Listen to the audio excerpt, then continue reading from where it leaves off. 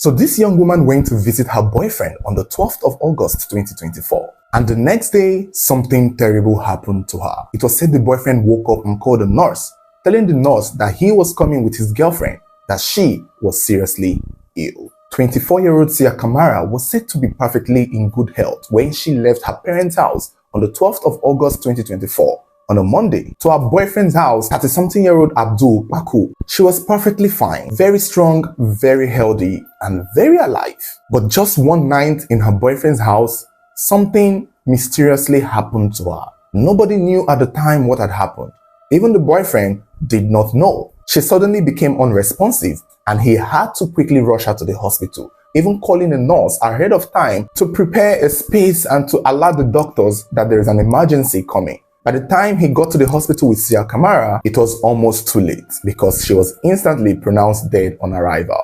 Abdul Baku was confused. He did not get what just happened. And immediately he called Sia's parents, telling them that Sia had suffered a cardiac arrest and had been pronounced dead at the hospital.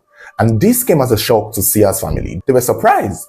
This was a perfectly healthy looking girl that left their home to her boyfriend's house only to spend the night to end up dead in the hospital from cardiac arrest at the age of 24. Now, mind you, it was Abdul Baku that told the family that she suffered a cardiac arrest while having her bath. It's not clear if the hospital confirmed this or agreed to him, or if it was the hospital that told him that that was the situation that happened to her.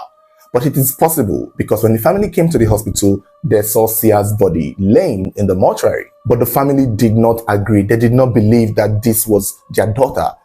They did not just think that she was dead. Something about her looked alive. And so they took her to a church where they all gathered to pray for her, hoping for a miracle. Family members gathered around Sia's body, praying, kabashing, speaking in tongues, calling on God, crying. Even Abdul joined in the prayer. He was crying and praying for his girlfriend to come back alive. This was his fiancée and she was the love of his life. What could have happened to her? What could have possibly gone wrong to just make her lose her life like that? Abdul was confused. The family were also confused. They thought maybe this was some kind of spiritual attack. They thought maybe this was God testing them, or maybe she had an underlying illness that they did not know about. However, it turned out that what happened to this girl was right in front of them and nobody seemed to figure it out. So when they were in the church praying for her body to resurrect and it did not happen, the family took her body back home. Still praying, still hoping, still crying, calling on all the pastors and all the spiritual men that they could think of to help raise her from the dead, to help bring her back to life. And somewhere along the line while she was home, somebody thought to take off the clothes that was used to wrap her body. Hopefully, maybe if her body is exposed, the prayer would work better. But Abdul, who was present the whole time, said no, that they should not unwrap her because she is naked. And that would be somewhat disrespectful to her.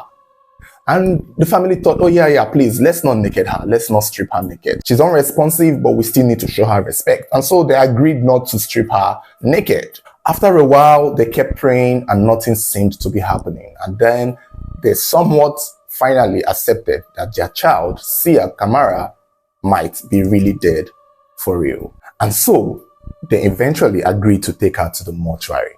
And it was when they took her to the mortuary that the truth became very clear.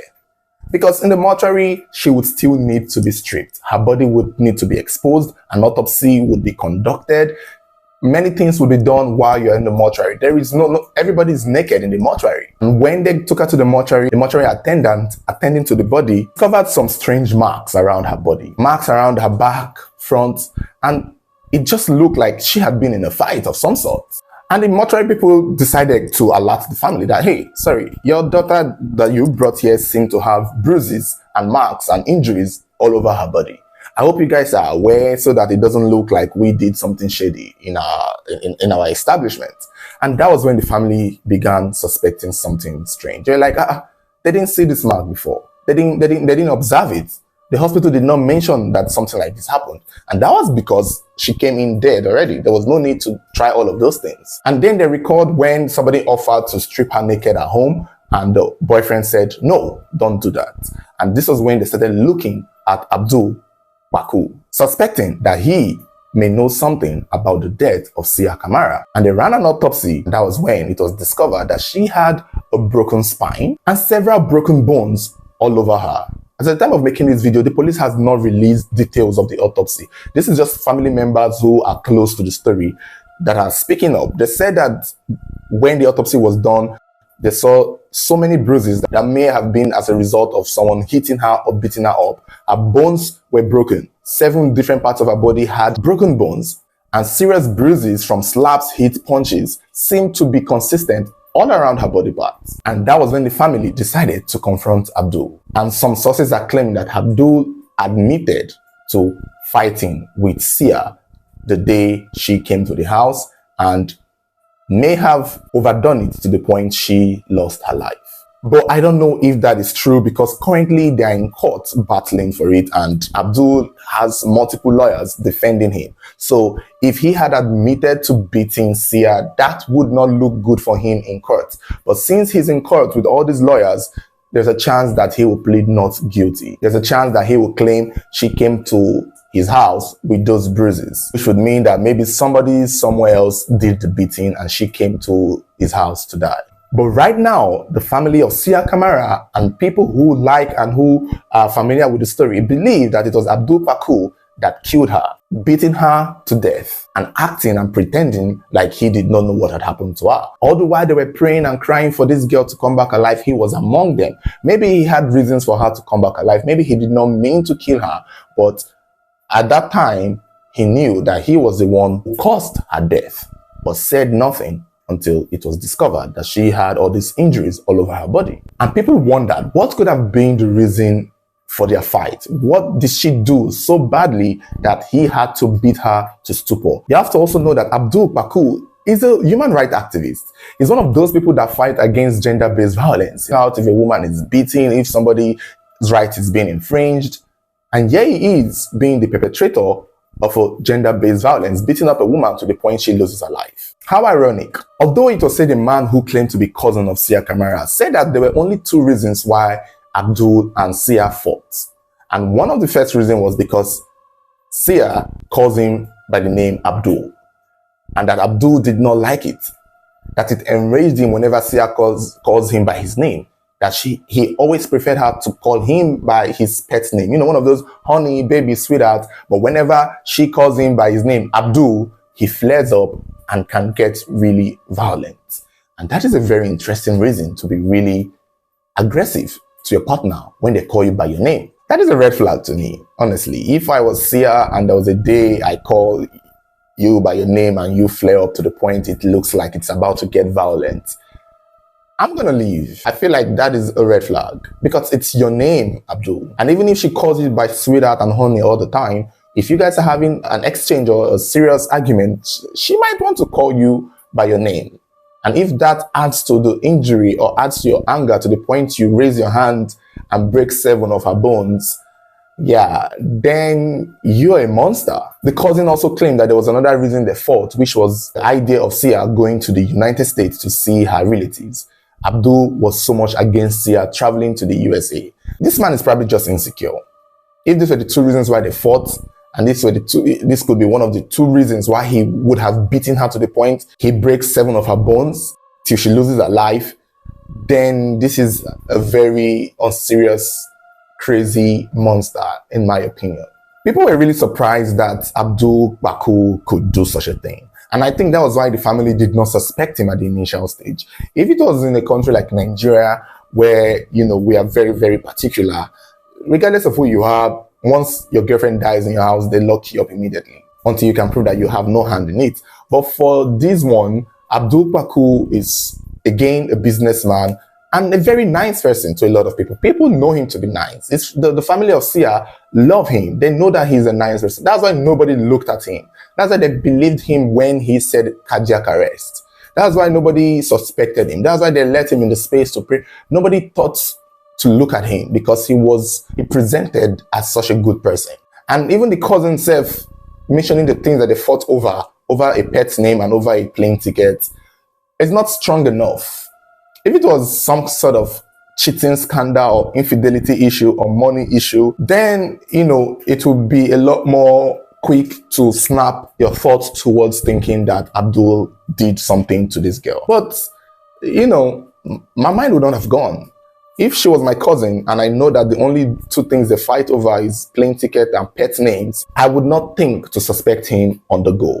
But the thing now is, on the flip side, when you see that, okay, this is somebody who can fight over a plane ticket and a pet's name, imagine if she did something bigger than this, it could actually get catastrophic here. So it's one way to look at it, and it's another way to also see it. I do not think their initial fight that led to this death could have been a plane ticket or a pet name. I don't think so. I feel it's something more. I think there is something other than that. I think maybe they had an issue, or I just feel like for it to get to, I feel it's some sort of, maybe he is now so insecure because she's a very pretty woman. She's a very beautiful looking young girl. And I see insecurity here. I see suspicion here. I know many men will be on her DMs chasing after her.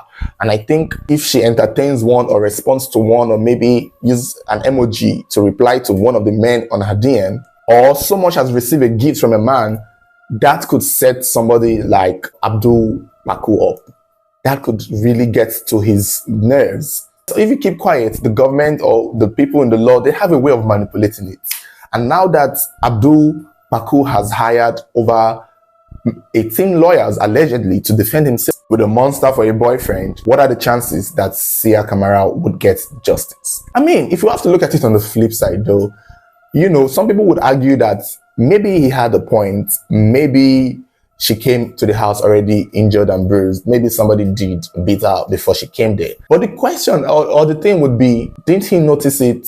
If she came to the house, maybe they made love, he would have seen it, or she would have complained. And if they beat her somewhere else, where else would they beat her? She left her own family house to the boyfriend's house. So more than one person would have known that something happened in the family house. And also too, when they offered to take off the clothes she was wrapped in, he objected. He protested, no, don't take off the clothes, don't take off the clothes, she's naked. It's disrespectful, please don't do that to my fiancé. That is suspicious enough to show that he knew what was underneath those clothes.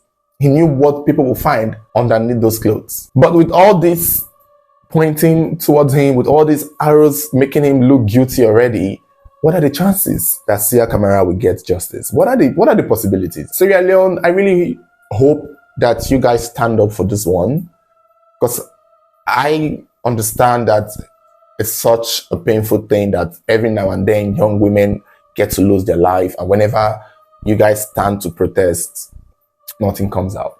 An autopsy result will fly out from nowhere and say that whatever happened to her had nothing to do with the bruises. And this man will keep getting away with murder, and it's sickening. And this is a wealthy businessman, a rich man. So he has the money to pay for justice in Sierra Leone. He has the money to. We also got to learn that his lawyers are trying to, spark up a defense for him, and they're trying to claim he's mentally unstable. This mentally unstable defense is old, and I'm bored. I don't know if he's mentally unstable, if that is the defense they want to use, they should take him to a psychiatric hospital and he should never come out.